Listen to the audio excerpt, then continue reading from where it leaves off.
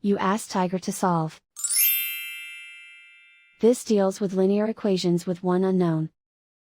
The final result is a equals 6. Let's solve it step by step. Group all constants on the right side of the equation. Add 11 to both sides.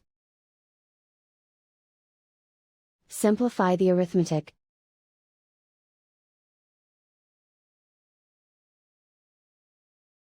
Isolate the a. Divide both sides by 4. Simplify the fraction.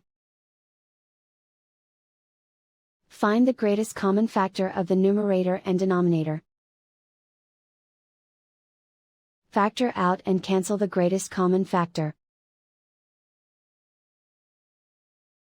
And so the final result is a equals 6.